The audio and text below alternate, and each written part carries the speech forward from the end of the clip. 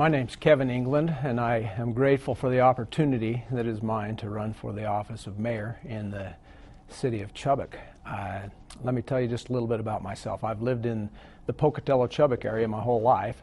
I've lived in Chubbuck for the last 28 years, where my wife Melody and I raised our 6 children.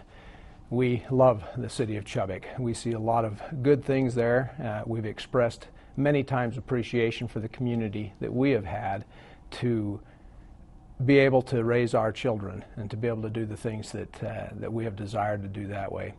I've always been one who likes to give back, and this community has given much to me and to my family, and I see this opportunity as one of those opportunities to give back. I've had the opportunity to serve with the Boy Scouts, with several other organizations that have given me the opportunity to be in the community a lot and involved with a lot of different people. I've been on the City Council for the last 4 years, and I've been the President of the City Council for the last 2 years, and that's given me some real eye-opening experience as to what it takes to run a city. And so I'm really looking forward to this opportunity to represent the city of Chubbuck. My name is Brent Marshall, and I was homegrown here in the southeastern Idaho, lived here all my life. I've gone to school here. Highland High School graduate, also a graduate of Idaho State University with a marketing degree. I have worked for Xerox for 32 years. 15 of those years I was an agent owner, so had exposure to running my own business for 15 of those years. And I've been on the City Council for the last 2 years. Married, have 8 children and 13 grandchildren, and love living here in the Chubbuck area.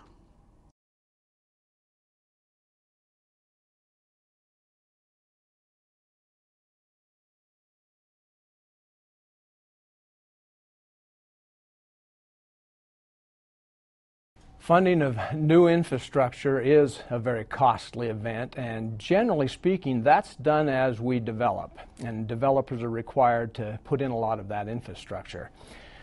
We have had the opportunity in the city of Chubbuck over the last several years to have a lot of that infrastructure put in place, but development isn't happening as quickly as it used to, and so I don't see that we have the need to put in a lot of new infrastructure. Probably one of our big challenges is to maintain that which we have.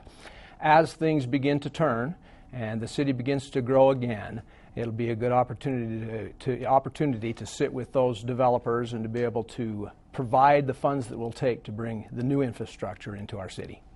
Just in the last few years, we've invested, as the city of Chubbuck, invested in a major sewer and water lines, and should be able to handle the growth in the near future that we already have. But if certain areas arise, we do have TIF districts, for one, as an example, that we can get into blighted areas, be able to have the taxes, the incremental taxes to pay for those.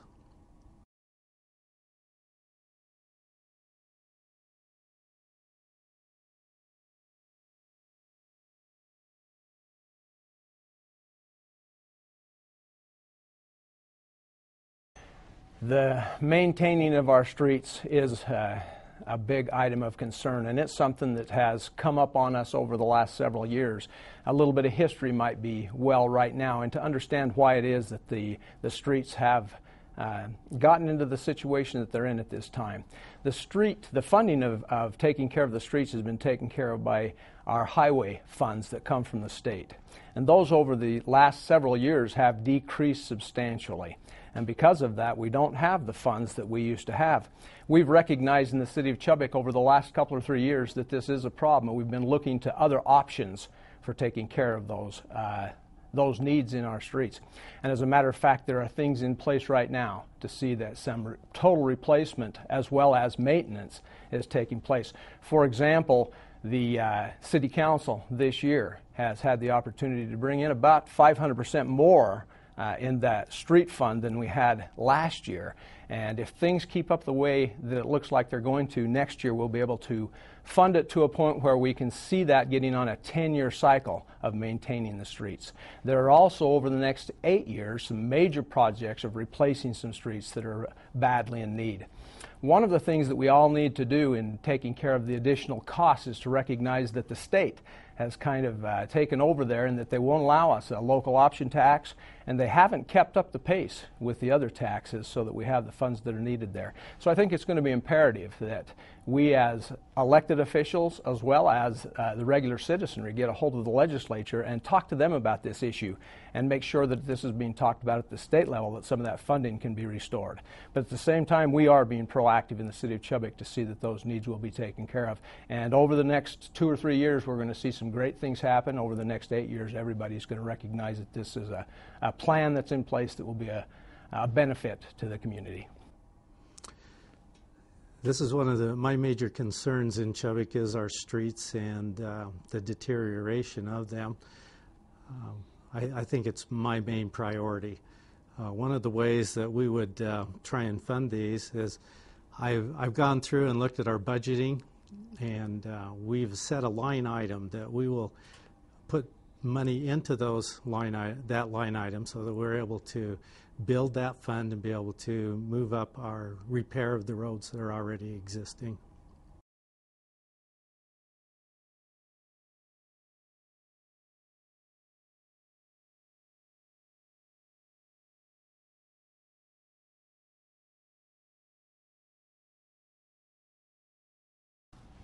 I think the city of Chubbuck does an excellent job managing growth, and we have had some neat things happen over the last several years, and we have some coming up. We are growing, not at the pace that we'd like to see, but there is growth that's happening.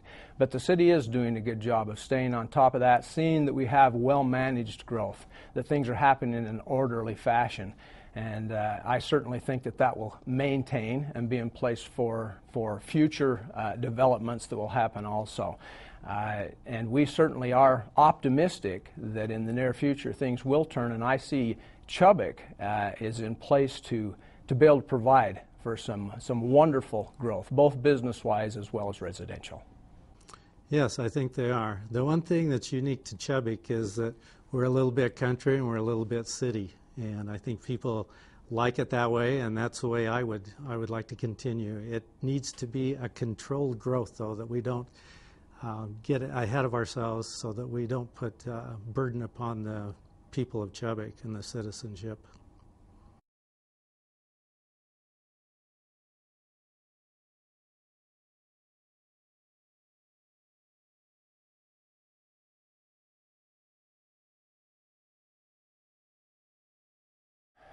Leadership is something that requires vision. It requires an individual to not just see things the way that they are, but to look into the future and see things as they can be. And then to establish policies and recommendations that will lead us to that envisioned future. I think part of leadership is being able to share that vision with others, particularly with the community at large, so that they also are behind that kind of a vision.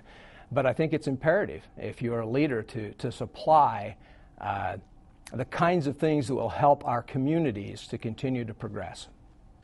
I define leadership as somebody who has a vision and can carry it out. He can have people that will follow him, work with him, help him to do the things that need to be done to progress, the city such as Chubbuck.